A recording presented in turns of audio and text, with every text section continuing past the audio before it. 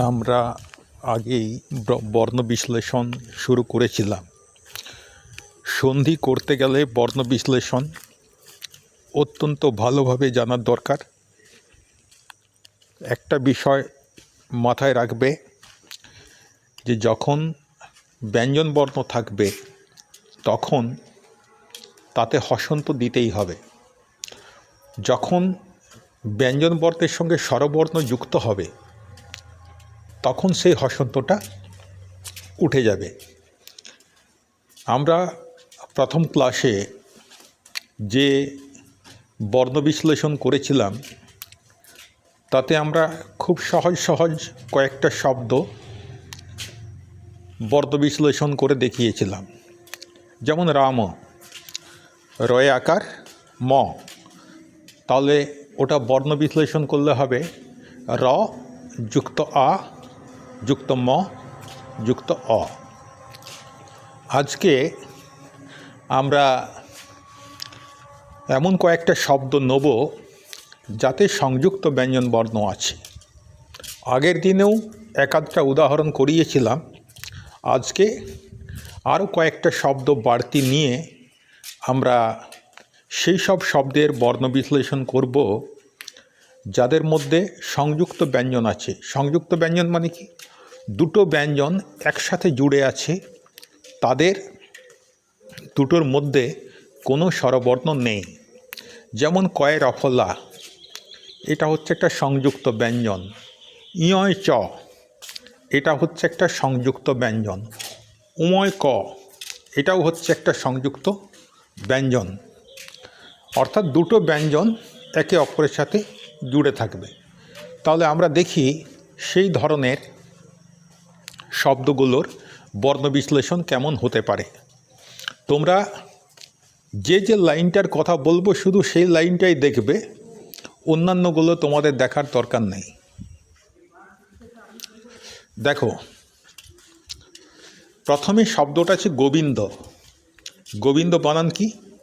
গয়ে ওকার, বয়ে হ্রস্বইকার, দন্তন্বয়ে দ।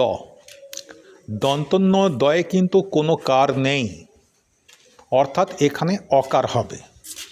তাহলে এটা যদি বর্ণ বিশ্লেষণ করি, গয়ে ওকার অর্থাৎ গ যুক্ত ও, বয়ে হ্রস্বইকার মানে ব যুক্ত ই, দন্তন্বয়ে দ, তাহলে দন্তন্য যুক্ত দ, কোনো কার নেই মানে অকার, তাহলে যুক্ত অ। তাহলে গোবিন্দ বর্ণ বিশ্লেষণ করলে কি পাচ্ছি? গ যুক্ত ও যুক্ত ব যুক্ত ই যুক্ত ন যুক্ত দ যুক্ত অ। বোঝা গেছে তো? দেখো এরপর বন্দনা। বন্দনা শব্দে আবার দন্তন্বয়ে দ, একটা সংযুক্ত বর্ণ রয়েছে। তাহলে বন্দনা কি করে করব? বয়ে কোনো কার নেই মানে অকার, তাহলে ব যুক্ত অ।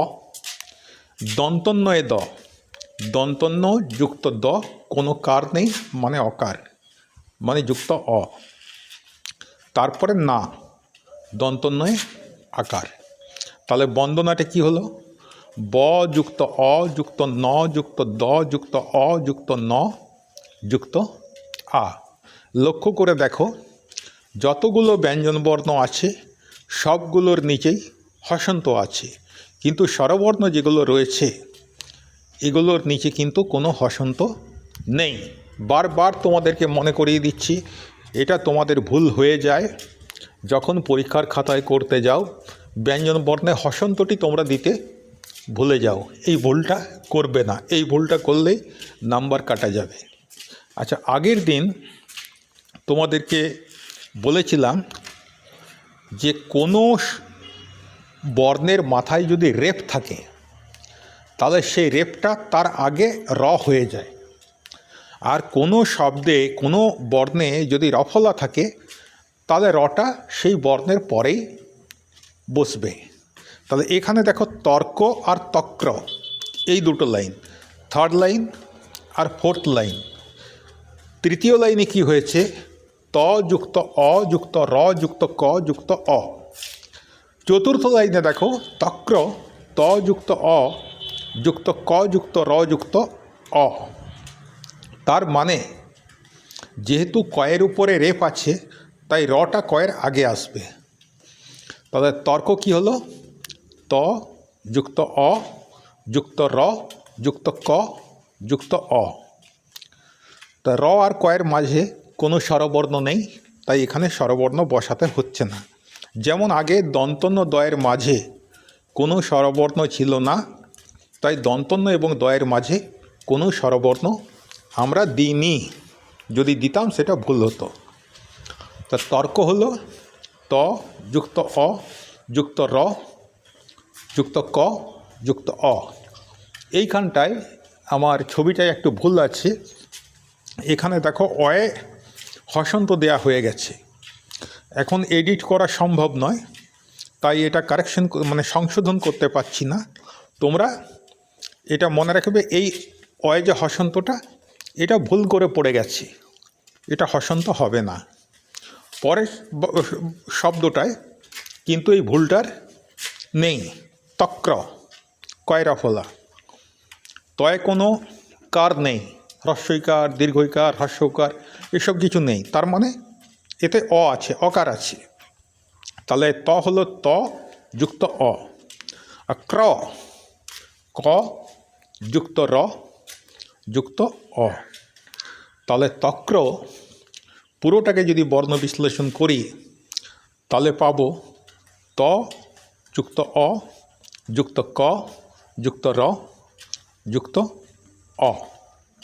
আশা করি তোমরা এতটা বুঝতে পেরেছ। তা যদি বুঝে থাকো তাহলে এর পরে যে 5টা উদাহরণ রয়েছে এগুলো তোমরা নিজেরাই করতে পারবে। ইচ্ছুক ই, এটা তো স্বরবর্ণ, স্বরবর্ণকে তো আর ভাঙা যায় না। তাহলে ইটা ই রয়ে গেল।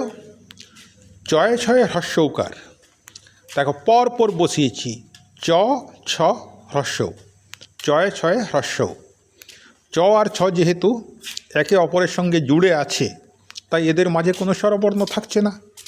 তাহলে ইচ্ছুক ই যুক্ত চ যুক্ত ছ যুক্ত উ যুক্ত ক যুক্ত অ।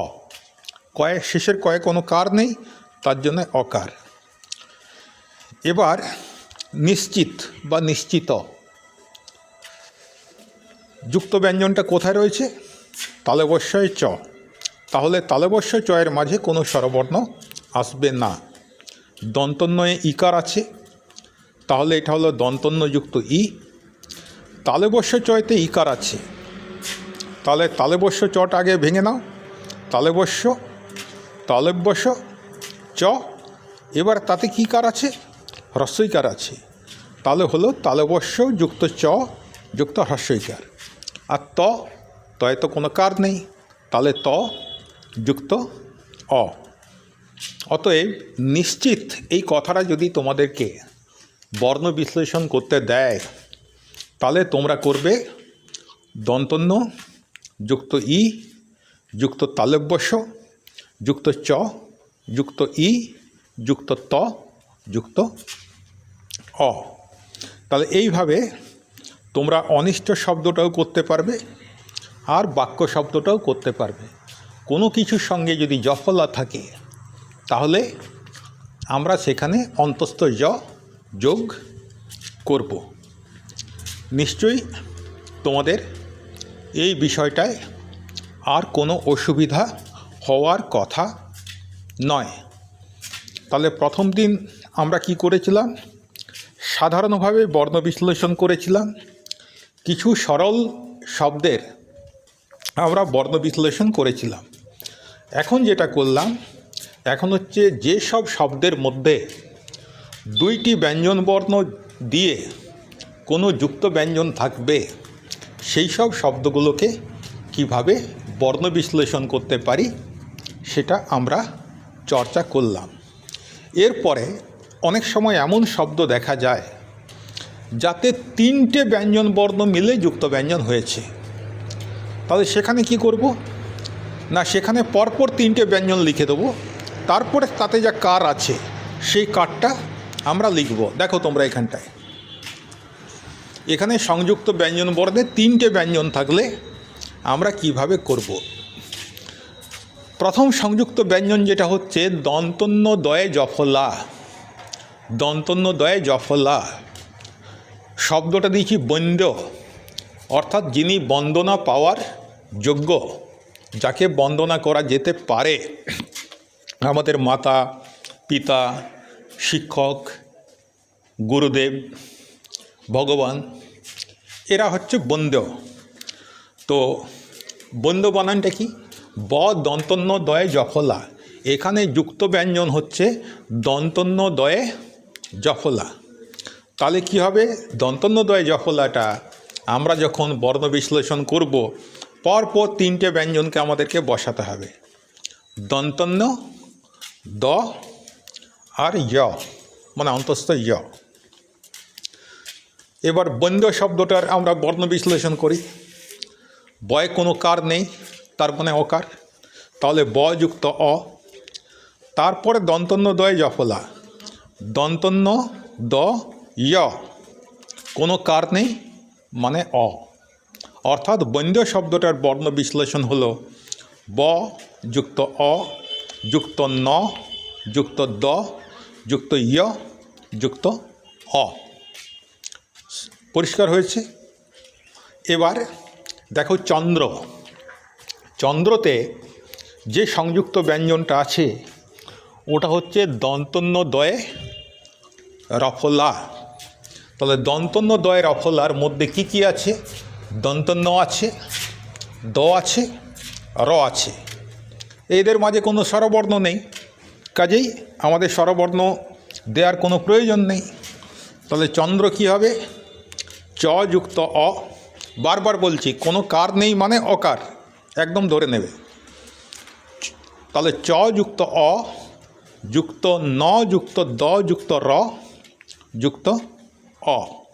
এখানে ন, দ আর র 3টেই মিলে যুক্ত ব্যঞ্জন হয়েছিল দন্তন্য দয়ে রফলা। ঠিক আগেরটাই যেমন ন, দ আর ইয়, এই 3টা মিলে হয়েছিল দন্তন্য দয়ে জফলা।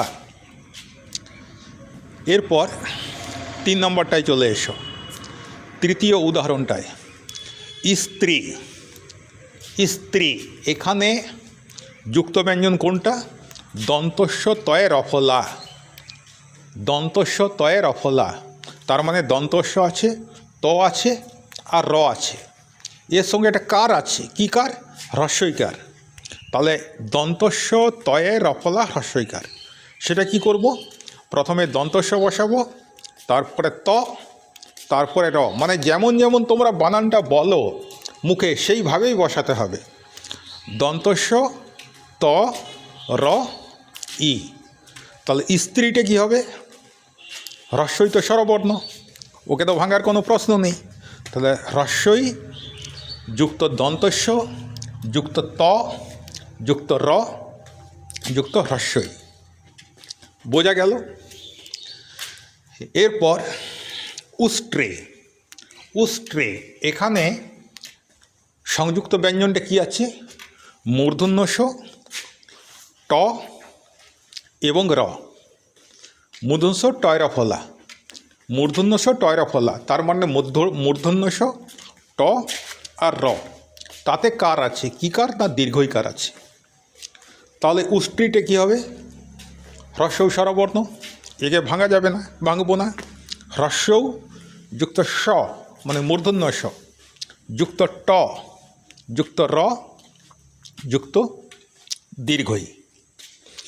তাহলে যদি তোমরা এই যে 4টে উদাহরণ দিলাম, এই 4টে উদাহরণ যদি তোমরা বুঝে থাকো, তাহলে এরপরে বাকি যে 3টে রয়েছে নিষ্ক্রিয়, মন্ত্রী এবং ঊর্ধ্ব, এই 3টা করতে তোমাদের কোনো সমস্যা হবে না।